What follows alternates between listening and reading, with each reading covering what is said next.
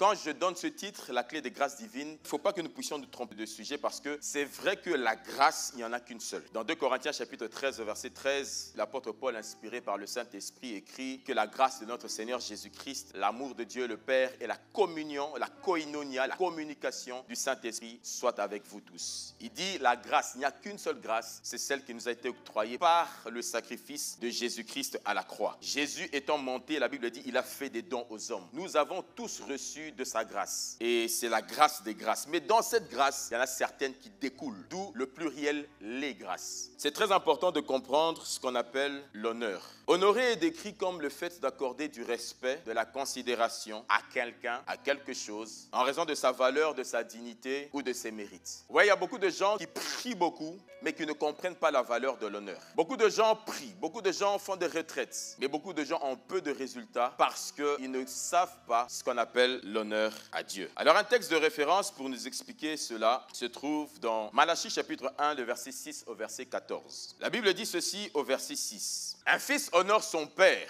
et un serviteur son maître. Si je suis père, où est l'honneur qui m'est dû? Si je suis maître, où est la crainte qu'on a de moi? Dit l'Éternel des armées, à vous sacrificateurs qui méprisez mon nom. Le Seigneur est en train de parler ici, c'est Dieu lui-même qui parle. Malachie, c'est le même livre où on parle de la dîme, mais le Seigneur commence dans le livre de Malachie en parlant de ce qu'on appelle l'honneur. Avant toutes les autres choses qui font plaisir à Dieu, que ce soit la prière, que ce soit le louange, tout ce que tu veux faire, tout ce que tu peux faire, le Seigneur est en train de poser une question. Vous savez, quand Dieu pose une question, ne te précipite pas de répondre. Ça veut dire que tu dois d'abord réfléchir avant de donner une réponse. Il pose la question, il dit, un fils honore son père et un serviteur son maître. Et il dit, si je suis père, où est l'honneur qui m'est dû? Comme pour dire que vous faites beaucoup de choses, mais il y a une chose que vous oubliez, c'est d'abord l'honneur qui m'est dû. Et il continue, il dit, qui méprisait mon nom et qui dit, en quoi avons-nous méprisé ton nom? Ça, c'est maintenant l'homme qui pose la question. Mais nous t'avons méprisé où? Et le Seigneur répond, vous offrez sur mon autel des aliments impurs et vous dites, en quoi t'avons-nous profané? C'est en disant, la table de l'Éternel est méprisable.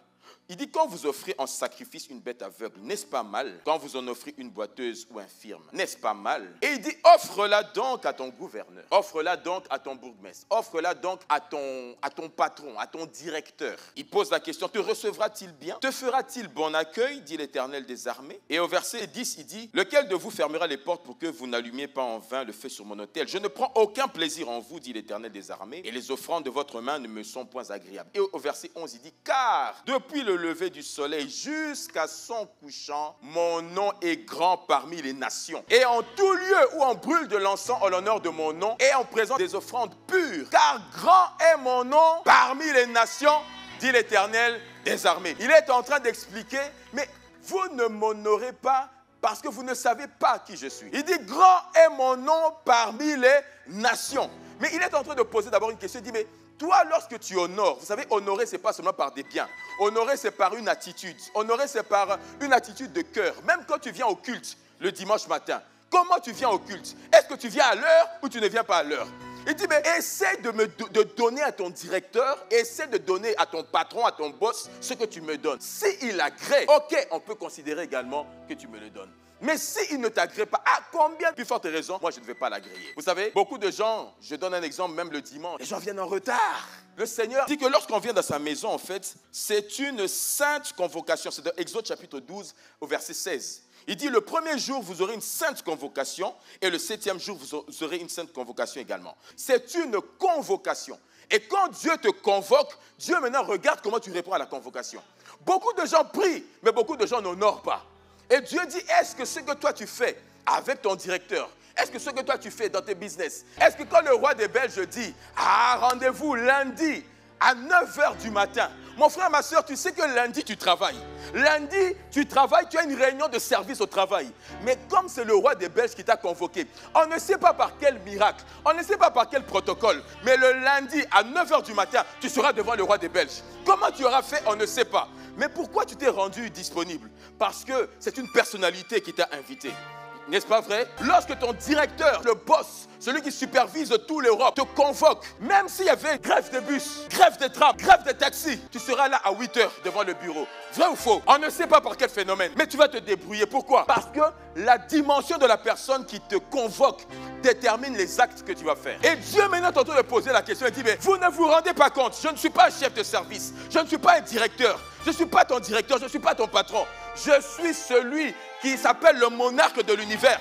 Il dit, grand est mon nom parmi les nations. En d'autres termes, tu ne peux pas m'égaler avec les gens que tu honores. Rien que ça, ça nous disqualifie. Tu sais que tu es en retard. Il y a un tram qui est en train d'arriver. Tu le vois, mais tu ne veux pas courir. Parce que je suis bien habillé. Mais la convocation à l'église, c'est à 9h. Mais tu te dis, non, ce n'est pas grave. Même si j'arrive à 9h30, ce n'est pas grave. Et quand tu arrives à 9h30, on a déjà terminé d'adorer Dieu, de louer Dieu. Dieu te regarde. Il dit, tu ne m'as pas honoré. Dans ton cœur, tu ne m'as pas donné la place qui me revient. Tu m'as donné la seconde place. Est-ce que tu sais qui tu es en train d'honorer? Voilà pourquoi Jésus, lorsqu'il va donner le template de la prière, ce que vous appelez le Notre Père, il dit, quand vous priez, il y a une chose qui est en premier. Il dit, Notre Père. Tu dois d'abord reconnaître qu'il est ton Père. Il dit, Notre Père qui est aux cieux, que ton nom soit sanctifié. Ça veut dire quoi? Ça veut dire que ton nom soit mis à part. Donc quand tu veux commencer la prière, il dit, hey, souviens-toi d'une chose. C'est que le nom de Dieu, le nom du Seigneur doit être sanctifié, mis à part. Voilà pourquoi certains, tu pries beaucoup. Mais ce qui te disqualifie, c'est quoi? Tu n'as pas sanctifié le nom du Seigneur. Tu es là devant tes réseaux sociaux. Il y a une blague sur le sang de Jésus. Toi aussi, tu rigoles. Il y a une blague sur le Saint-Esprit. Qui va t'exaucer? Tu n'as pas mis le nom du Seigneur en dehors des plaisanteries. Beaucoup de gens ne sanctifient pas le nom du Seigneur. Regardez, dans Jean chapitre 9, au verset 31, la Bible dit, nous savons que Dieu n'exauce point les pécheurs. Mais si quelqu'un l'honore et fait sa volonté, c'est celui-là qui l'exauce. Regardez dans quel ordre la Bible le dit. Il dit, si quelqu'un l'honore et fait sa volonté. Ça veut dire que la volonté de Dieu là, ça vient même après l'honneur. Vous savez, l'attitude de cœur, ça parle. Qu'est-ce que tu mets en premier? Est-ce que tu mets tes rendez-vous? Est-ce que tu mets tes choses? Ou alors tu mets Dieu en premier? Premier commandement, tu aimeras ton Dieu, l'Éternel ton Dieu, de tout ton cœur, de toute ton âme, de toute ta pensée. Et ensuite, tu aimeras ton prochain comme toi-même. Et quand tu aimes le Seigneur de toute ta force, de toute ta pensée, mon ami, tu l'honores. Voilà, cette génération, on se réveille et on est directement dans les réseaux sociaux. Tu as honoré qui? Alors que le Seigneur lui-même se décrit comme un Dieu jaloux. Ça veut dire que tout ce que tu mets avant lui, il est jaloux de cette chose. Honorer. Rien que la manière, le retard, ça montre si tu honores ou pas. Même la propreté. Il y a des gens, ta maison est propre. Quand il y a saleté dans la maison de Dieu, tu dis c'est pas grave. Mais chez toi, c'est propre. Tu n'as pas honoré Dieu. C'est le secret de David. Il était un grand roi. Il s'est arrêté un jour. Il a dit au prophète Nathan, l'âge de Dieu est sous des tentes. Et moi, je vis dans une villa. Il dit non, c'est pas normal. Il dit, je dois bâtir une maison pour Dieu. Dès qu'il a dit ça, Dieu a parlé au prophète Nathan. Il a dit, va parler à David. Dis-lui, ça fait longtemps que j'habite sous des tentes. Qui lui a dit que j'ai besoin d'une maison? Et puis directement Dieu dit, mais dis-lui que désormais, il n'y aura jamais un roi sur le trône qui ne vienne pas de sa maison. Donc Dieu dit, David, je ne t'ai rien demandé, mais tu as eu une pensée, c'est de me mettre dans le confort, c'est de me donner la première place. Il dit, à cause de ça, je bénirai tes descendants. À cause de ça, tes descendants, il y aura toujours quelqu'un sur le trône. Voilà pourquoi quand vous lisez la Bible, mon frère, quand tu lis la Bible, tu vas voir plusieurs fois, il y a des rois dans la Bible qui déconnaient, désolé du terme. Et puis, Dieu veut frapper, il dit, à cause de David, ton père, je ne te touche pas. Quand tu honores Dieu, la bénédiction peut suivre tes enfants. 1 Samuel chapitre 2, verset 30. Ici, dans ce cas, Dieu se répand. Il dit, j'avais promis de te faire du bien. Mais loin de moi maintenant. Pourquoi? Car j'honorerai celui qui m'honore. Mais ceux qui me méprisent seront méprisés. J'avais promis de te bénir. Mais je vois comment tu me mets à la deuxième place. Comment tu me mets loin de ton cœur. Tu donnes la priorité à tout sauf à moi. Il dit, loin de moi l'idée de te faire le bien que j'avais promis. Mais cela ne t'arrivera pas au nom de Jésus. Ce qu'on appelle la loi de la réciprocité. Il dit, car j'honorerai celui qui m'honore. Dieu dit, je vais te donner la première place dans ma to-do list. Quand tu me donneras la première place dans ta to-do list. David était un homme d'État. Un homme d'État. Il conduisait une nation. Mais il avait le temps pour Dieu. Daniel, élevé à Babylone. Mais il avait le temps de faire 3 prières dans la journée. Beaucoup de gens, votre Dieu, ce n'est pas le tout-puissant, c'est votre travail. Tout ce que tu mets devant Dieu, c'est ton Dieu. Honorer Dieu se fait de plusieurs manières. Dans Matthieu chapitre 10, verset 41, regardez, il dit, celui qui reçoit un prophète c'est qui? Un envoyé de Dieu. Celui qui reçoit Dieu en qualité de Dieu. Celui qui reçoit un serviteur de Dieu en qualité de serviteur de Dieu recevra une récompense de prophète. Ça veut dire quoi? Ça veut dire que ce que tu reçois est proportionnel à l'honneur que tu donnes. Celui qui honore Dieu en qualité de Dieu reçoit une récompense divine. Les hommes qui avancent avec Dieu, ce n'est pas parce qu'ils prient forcément plus que toi, mais c'est parce qu'ils l'honorent plus que toi. Il y a des hommes qui ont prié avec Dieu. Honore-les. Quand tu les honores, tu honores le Dieu qui les a appelés et qui les a envoyés. Honorer, ça se voit dans tout ce qu'on fait au quotidien. Dieu veut avoir la première place. Il a donné ce test à Abraham. Dans Genèse chapitre 22, à partir du verset 11, vous allez voir que quand Abraham voulait, l'ange de l'Éternel a dit, arrête. J'ai compris maintenant que j'ai la première place dans ton cœur. Abraham, ça faisait des années qu'il marchait avec Dieu. Dieu a dit, je veux vérifier qui a la première place dans ton cœur. Et l'ascension d'Abraham a commencé. Nous prions beaucoup, mais nous honorons peu.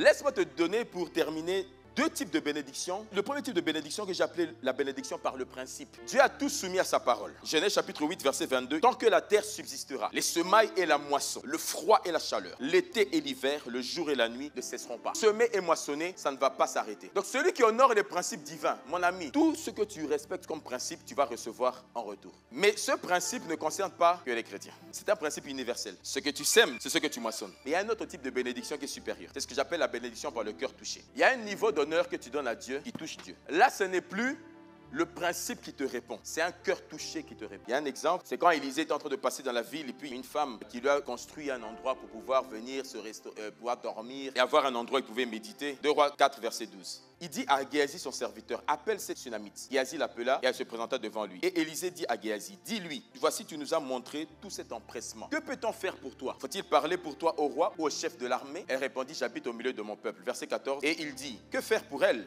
Géasi répondit, mais elle n'a point de fils et son mari est vieux. Verset 15. Et il dit, appelle-la. Géasi l'appela et elle se présenta à la porte. Verset 16. Élisée lui dit, à cette même époque, l'année prochaine, tu embrasseras un fils.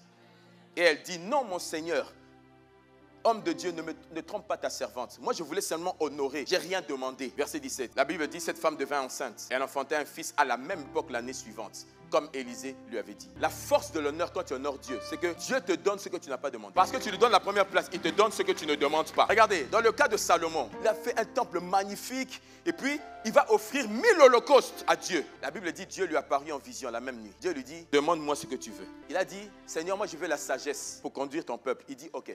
Je te donne la sagesse, je te donne la richesse. Il n'avait jamais demandé la richesse. Dans Luc chapitre 6, verset 38, la Bible dit, on vous mesurera avec la mesure dont vous vous serez servi. Ça veut dire qu'à chaque fois que tu viens devant Dieu, Dieu te mesure. Et il dit, je vais utiliser la même mesure avec toi que celle que tu as utilisée envers moi. C'est ce que nous faisons au quotidien envers certaines personnes qui vont nous accuser au jour du jugement. Lève la main là où tu es, lève la main là où tu es. Dis, Seigneur, accorde-moi la grâce de t'honorer, de te donner la première place dans tout ce que je fais, dans tout ce que je suis, de te donner un honneur supérieur au roi des Belges, supérieur au gouverneur, supérieur au bourgmestre, supérieur à mes parents, parce que tu es un Dieu jaloux. Je vais te donner toute la première place. T'honorer, c'est le désir de mon cœur.